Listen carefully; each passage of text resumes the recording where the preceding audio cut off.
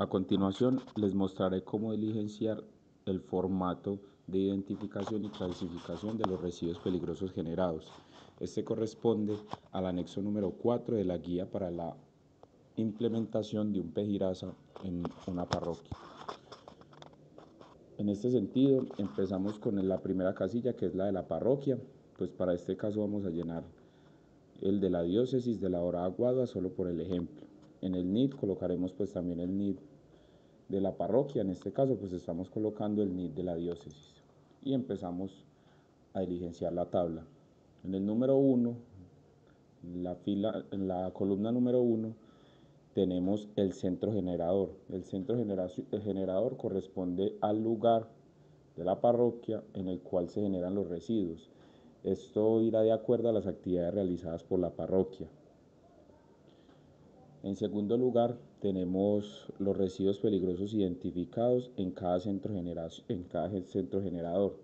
Para este caso, lo que vamos a hacer es alistar los residuos peligrosos por cada centro generador, incluyendo los generados por actividades conexas como mantenimiento, operación de instalaciones o equipos.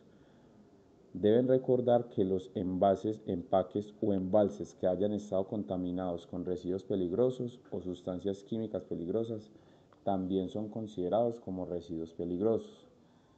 Ya les mostraré un ejemplo. Entonces, en el cuadro número 1, pues para el ejemplo tenemos las salas de tanatopraxia, que es donde se manipulan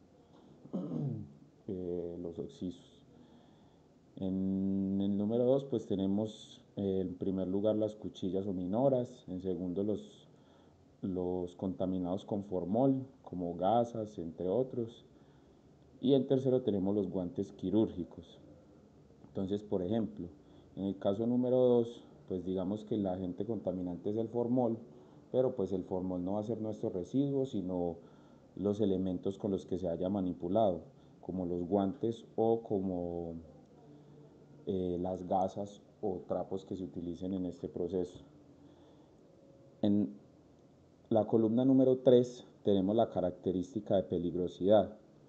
Esta característica de peligrosidad es de acuerdo al residuo, si es corrosivo, si es reactivo, si es explosivo, si es tóxico, si es flamable, si es de riesgo biológico, ecológico o radiactivo.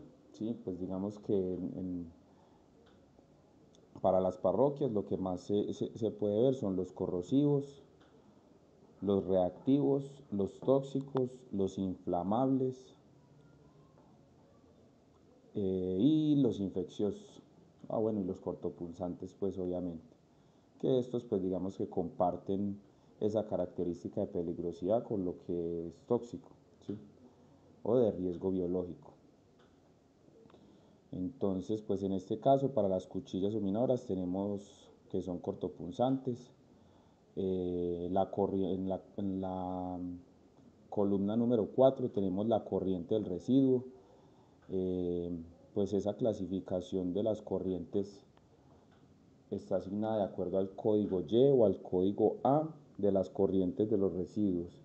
En este caso hay que ver el anexo número 1 y el anexo número 2 del decreto 4741 del 2005, el cual pues está aquí citado en la normatividad. En el número 5 o en la columna número 5 tenemos la frecuencia.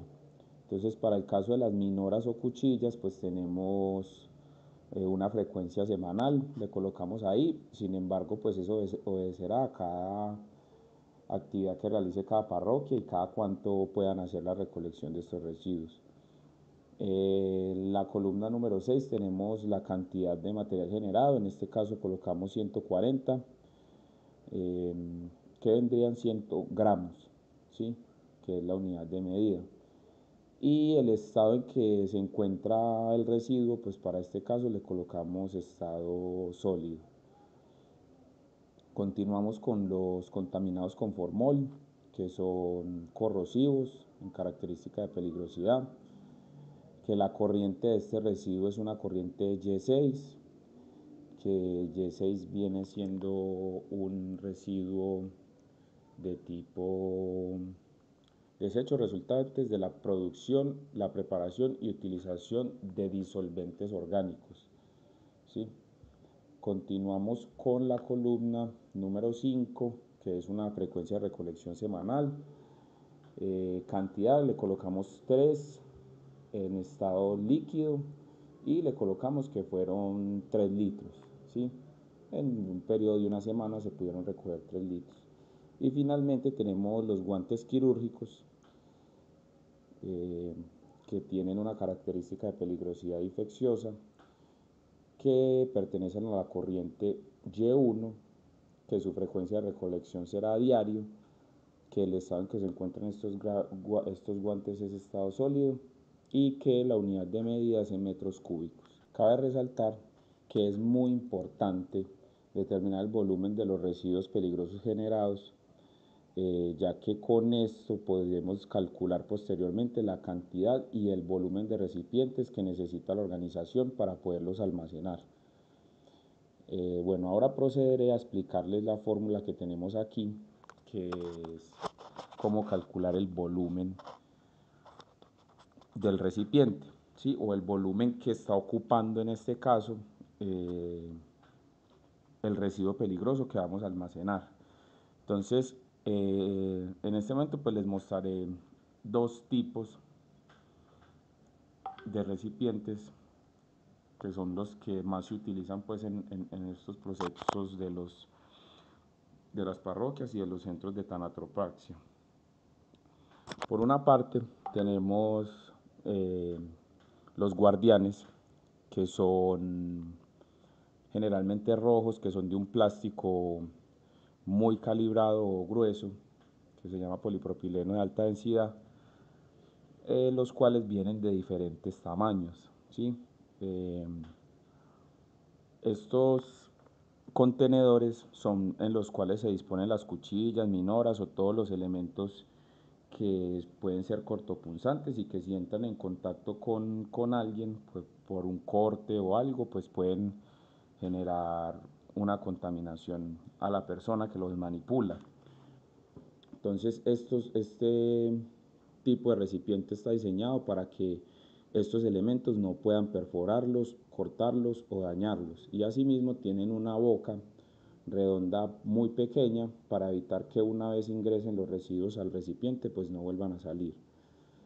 En segundo lugar tenemos las canecas de polipropileno de alta densidad. Pues estas no son tan calibradas como los guardianes, pero que también son de un plástico que evita pues los derrames.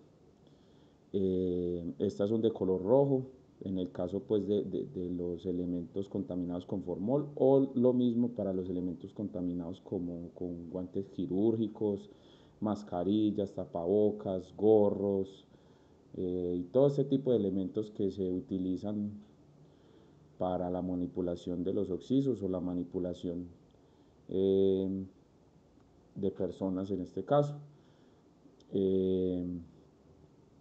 Entonces pues estos son de forma rectangular o cuadrada y pues ocupan un volumen el cual se calcula en metros cúbicos, pero adicionalmente pues también se podrían calcular en litros haciendo la conversión.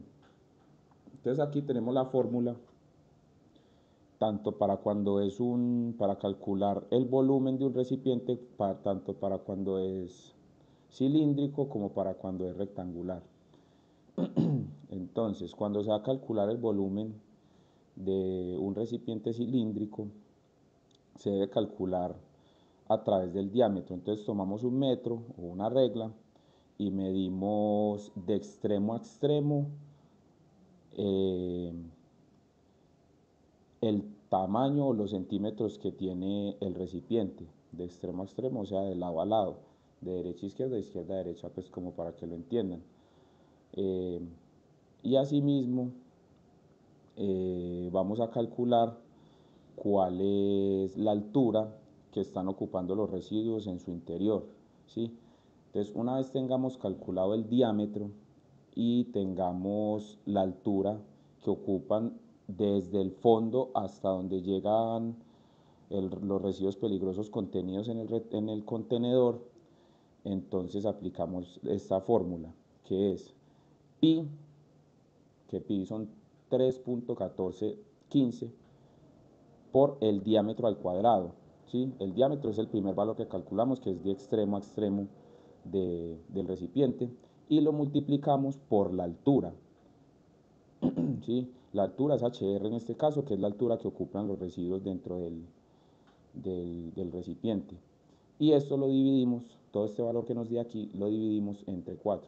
Y eso nos dará el valor en litros de lo que está dentro del recipiente. Ahora, si tenemos un recipiente cuadrado, como en el caso de las canecas que se utilizan para almacenar los guantes quirúrgicos o los elementos contaminados con formol, entonces lo que vamos a hacer es que vamos a multiplicar lado por lado por lado. ¿Cómo es esto? Medimos, tomamos la regla nuevamente o el metro y medimos el ancho de la caneca y medimos el fondo de la caneca, o sea, el largo. La altura no, solo el ancho y el largo, ¿sí? Una vez tengamos esos dos valores, medimos también la altura o lo que ocupa la medida que hay desde el fondo hasta donde está el contenido de los recipientes, el contenido de los residuos dentro del recipiente. Y ahí sí aplicamos una fórmula sencilla que es multiplicamos lado por lado por lado, es decir, el ancho por el largo por la altura que ocupan los residuos dentro del recipiente. Y esto nos dará un valor en metros cúbicos. Esto para el ejemplo, pues ahí está muy claro.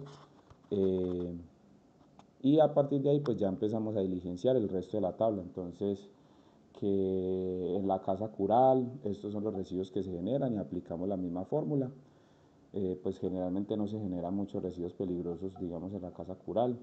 Eso es más que todo para las salas de tanatopraxia o de necropsia.